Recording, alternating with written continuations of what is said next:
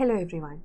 आज एक हम बहुत ही इम्पॉर्टेंट टॉपिक डिस्कस करेंगे, उसके बारे में डिटेल में डिस्कस करेंगे, जो अपने आसपास एटलीस्ट आप एक बार हर रोज़ सुनते हैं। And if you don't know the nuances of it, the science behind it, तो बाकी चीज़ें उससे रिलेटेड समझना भी मुश्किल हो जाती हैं. So the target of today is not only as a UPSC aspirant but as a commoner, as someone who is witnessing the climate change, the global warming. You should be aware कि ये आखिर में होता क्या है. What is the basic science behind it? So what is global warming? Now when we talk about global warming, अगर हम literally इसका मतलब break down करें, global मतलब across globe, पूरी दुनिया में. वार्मिंग मतलब टेम्परेचर्स बढ़ रहे हैं. So what is global warming? Now global warming is the unprecedented warming that is happening over the last few decades. अब जब हम अर्थ की बात करते हैं, every 80,000 to 1 lakh years there is a change in the climate. It happens every lakh years. अब हुआ क्या है कि जो चेंज हमें 1 लाख सालों के बाद विटनेस करना था, वो हम 12,000 सालों में ही विटनेस कर रहे हैं. और that is what climate changes, right? That is what climate changes. Now a consequence, एक effect of climate change is global warming, or you can say global warming is the cause of climate change. मतलब climate change का एक बहुत ही core component है global warming. और भी बहुत सारे components है, but global warming है. और global warming simply जो हम average global temperatures में rise देखते हैं, that is what global warming is. अगर हम इसको क्वांटिफाई करें, सो ग्लोबल वार्मिंग इज जब सरफेस एयर और सी सरफेस मतलब लैंड और सी, इनका सरफेस टेम्परेचर इंक्रीज होता है. And this increase is witnessed all across the globe, right? ऐसा नहीं है रीजनल लेवल पर, अक्रॉस द ग्लोब ये विटनेस होता है. And over a 30-year period, कि ये जो इंक्रीज है कॉन्स्टेंटली 30 सालों के पीरियड में हम विटनेस करते हैं, तब हम इसे ग्लोबल वार्मिंग कहते हैं.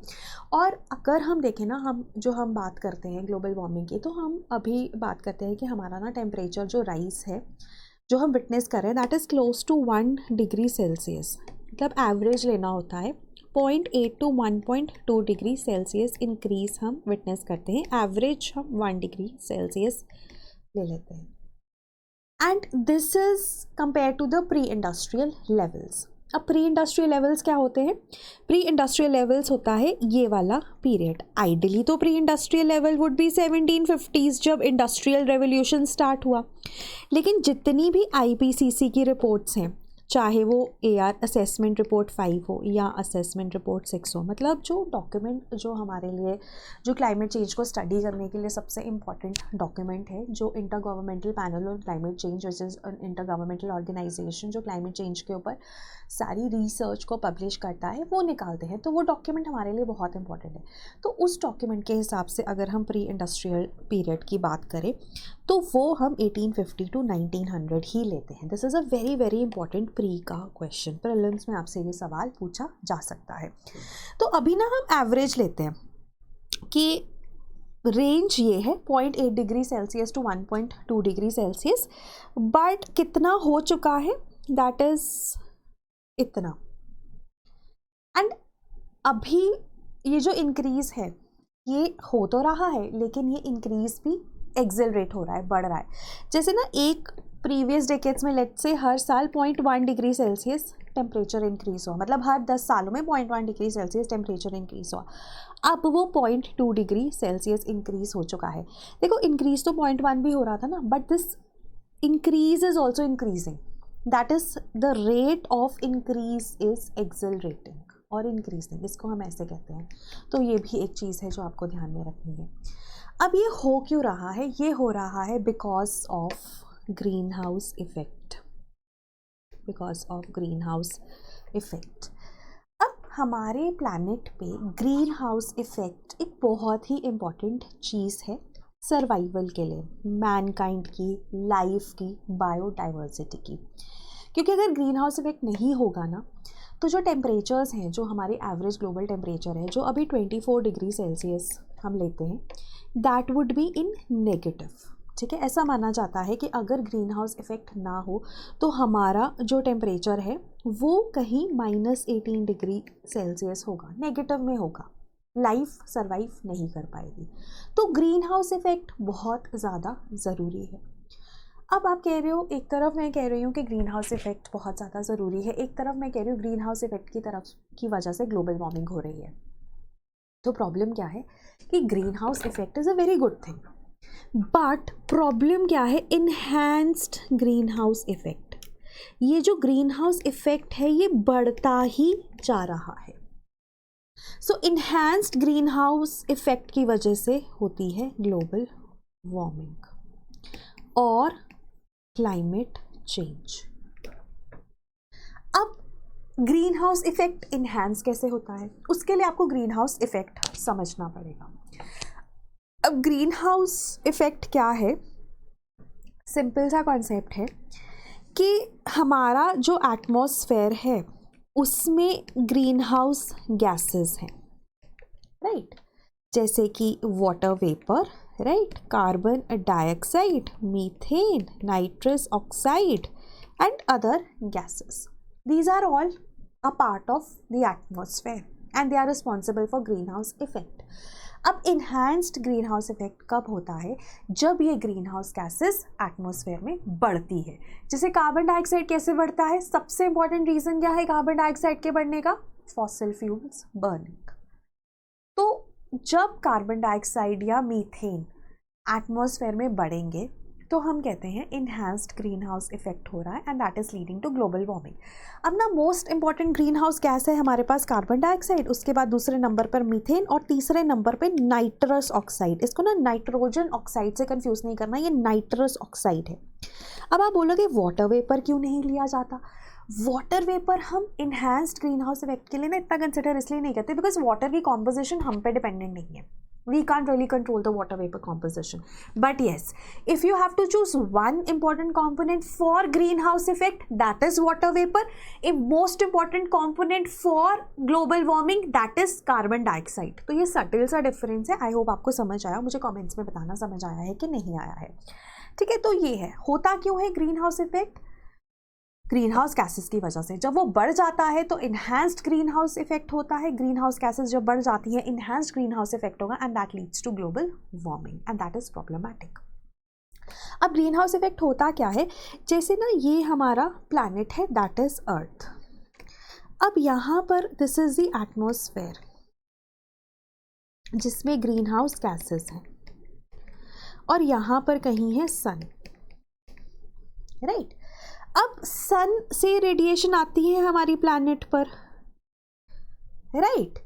अब जो ये रेडिएशन आ रही है, this radiation is absorb by the surface of the earth, है ना, एंड इज रिफ्लेक्टेड।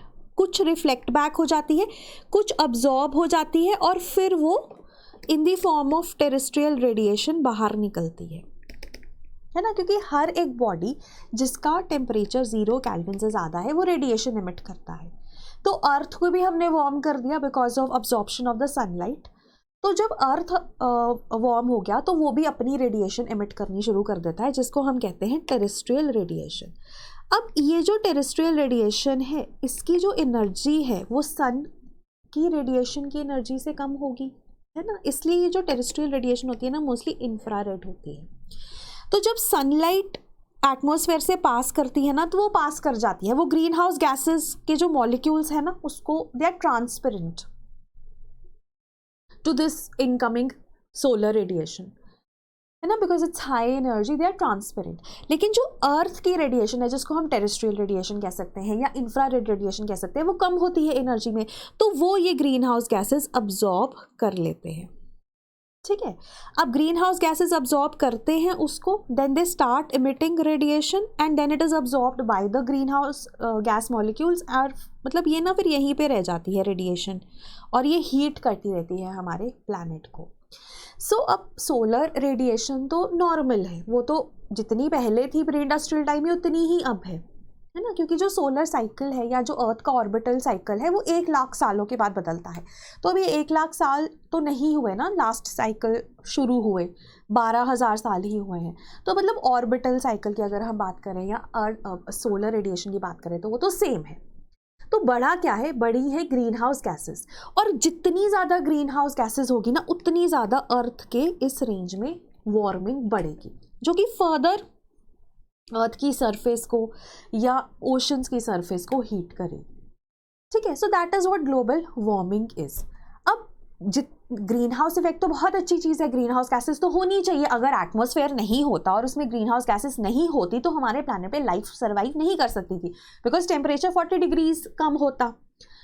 बट अब वो तो बहुत अच्छी चीज़ है, लेकिन प्रॉब्लम कहाँ आ रही है, प्रॉब्लम आ रही है कि अब ये बढ़ गई हैं, ग्रीन हाउस गैसेस बढ़ गई है तो वार्मिंग भी बढ़ गई है, तो वो इनहैंस्ड ग्रीन हाउस इफेक्ट हो गया जो ग्लोबल वार्मिंग कर रहा है। तो वो प्रॉब्लमैटिक है, सबसे बड़ी प्रॉब्लम वो है। इसको ना आप ऐसे समझो कि जब आप सर्दी होती है तो आप कंबल लेके बैठे होते हो, है ना।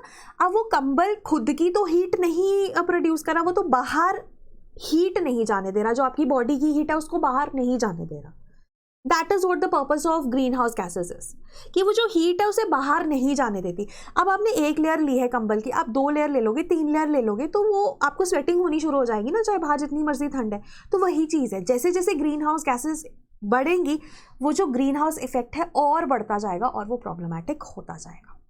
ठीक है, सो ये सिंपल सा कॉन्सेप्ट है ग्रीन हाउस इफेक्ट का और इन्हांस्ड ग्रीन हाउस इफेक्ट का।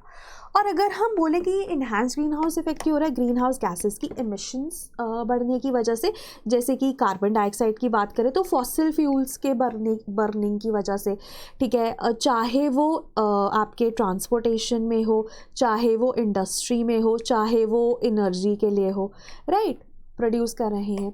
Then methane is produced from agriculture, जैसे पैडी की कल्टिवेशन में, it is produce from life stock rearing, nitrous oxide भी फर्टिलाइजर से प्रोड्यूस होती है।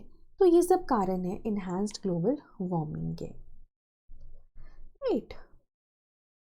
उसके बाद एक और चीज़ है जो आपको ध्यान में रखनी है, जैसे ना प्री इंडस्ट्रियल टाइम में कार्बन डाइऑक्साइड का लेवल ना 280 ppm था, अभी ऑलमोस्ट डबल हो गया टू 420 ppm। ठीक है, तो ये बहुत इंपॉर्टेंट चीज़ है कि कार्बन डाइऑक्साइड का लेवल डबल हो गया है। उसके बाद ना एक और कॉन्सेप्ट आता है कमिटेड वार्मिंग का। कमिटेड वार्मिंग पता क्या होती है, कि अगर हम आज ग्रीन हाउस गैस एमिशंस बंद कर दें, हम फॉसिल फ्यूल्स बर्निंग बंद कर दें, मतलब एक मतलब आप एक इमेजिन करो कि एक इमेजिन्ड सिनारियो है, हमने बंद कर दिया, तो उसके बाद भी ना वार्मिंग होती जाएगी। क्यों? क्योंकि ऑलरेडी जो ग्रीन हाउस गैसेस प्रेजेंट है एटमॉस्फेयर में उनका इम्पैक्ट तो रहेगा ना। आपने आज फॉसिल फ्यूल बर्निंग बंद कर दी, अब आप एक मॉलिक्यूल कार्बन डाइऑक्साइड नहीं रिलीज करोगे एटमॉस्फेयर में, बट जो कार्बन डाइऑक्साइड ऑलरेडी एटमॉस्फेयर में है उसकी लाइफ तो है ना, जब तक उसकी लाइफ ख़त्म नहीं हो जाती तब तक तो वो वार्मिंग करती रहेगी। So this is committed warming, कि जो अगर आप टेम्परेचर राइज एकदम बंद भी कर दो ना, फॉसिल फ्यूल बर्निंग बंद कर दो, ग्रीन हाउस गैस एमिशंस कम कर दो, फिर भी जो ग्लोबल वार्मिंग है वो होती रहेगी, and it will reach 1.5 degree Celsius by 2100, जो कि हमें नहीं होने देना है। जो हमारा टारगेट है कि अगर ये रीच हो गया तो बहुत डिजास्ट्रस इम्पैक्ट्स होंगे इसके। So that is what committed warming is, कि it will happen, the warming will still happen. ठीक है, तो दैट इज कमिटेड वार्मिंग।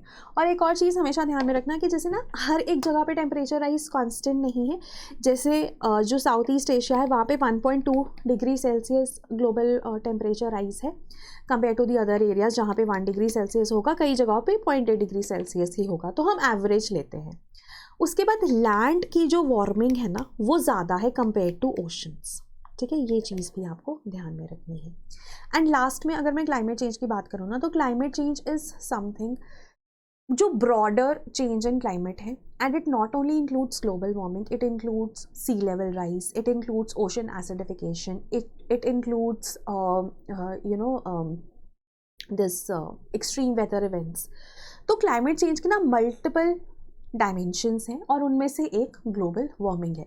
और ग्लोबल वार्मिंग और क्लाइमेट चेंज ना मतलब जैसे आप लगा लोगे क्लाइमेट चेंज कहीं बीच में है and it is leading to global warming, it is leading to sea level rise, ocean acidification, है ना, extreme weather events, and global warming भी सी लेवल राइज के लिए रिस्पॉन्सिबल है। तो एक तरह से ना ये सब इंटरकनेक्टेड है, राइट। बट हाँ, क्लाइमेट चेंज एक ब्रॉडर टर्म है जो कि ग्लोबल वार्मिंग को इनकम्पास करती है, उसको इंक्लूड करती है। So climate change is a way broader term than global warming. And last में जैसे आप सबको पता है हमारा जो GS का बैच है it is going to start from 5th August and it is a complete mentorship batch, evaluation of your answers, 100 answers हम प्रोवाइड करते हैं, evaluation, mentorship, prelims, test series and obviously you have live lectures and you have live current affairs, है ना। तो वो चीज़ें हैं, prelims की टेस्ट सीरीज़ इंक्लूडेड है, प्रीलिम्स के प्रैक्टिस क्वेश्चंस इंक्लूडेड है, मेंस की टेस्ट सीरीज़ इंक्लूडेड है, सॉरी मेंस की आंसर राइटिंग इंक्लूडेड है, क्योंकि शुरू कर रहे हैं तो हम आंसर राइटिंग से ही शुरू करेंगे, right. Then you have 1-to-1 mentorship with the faculty, with the selected candidates, with the mentors, ठीक है। साइकोलॉजिकल काउंसलिंग है अगर आपको साइकोलॉजिकल हेल्प चाहिए, तो बहुत ही एक ना ऑल इनकम्पेसिंग बैच है एट दिस प्राइस। और इसके बाद ना अगर आप मेंटरशिप नहीं चाहते हो, आप सिर्फ इवैल्यूएशन चाहते हो, सब कुछ मिलेगा आपको, कंटेंट लाइव मिलेगा, सब कुछ मिलेगा, बट आप ना सिर्फ इवैल्यूएशन चाहते हो, आप मेंटरशिप नहीं चाहते, तो आप इसको 18,000 पे ले सकते हो। और अगर आप इवैल्यूएशन भी नहीं चाहते, आप सिर्फ कंटेंट चाहते हो, अगर आप सिर्फ कंटेंट चाहते हो तो वो 18,000 में मिल सकता है, लेकिन अगर आप इवैल्यूएशन चाहते हो तो वो 24,000 में मिल सकता है। तो मतलब मल्टीपल कोर्सेज है और आप अगर चाहें तो हमारे टोल फ्री नंबर पे कॉल कर सकते हैं, वो आपको बहुत अच्छे से इसके सबके बारे में एक्सप्लेन कर देंगे, right. So that was all from my and. अगर आपको कोई भी डाउट है मुझे कमेंट्स में बताइए और ये भी बताइए कि आपको ऐसे बेसिक वीडियोस देखने हैं या नहीं।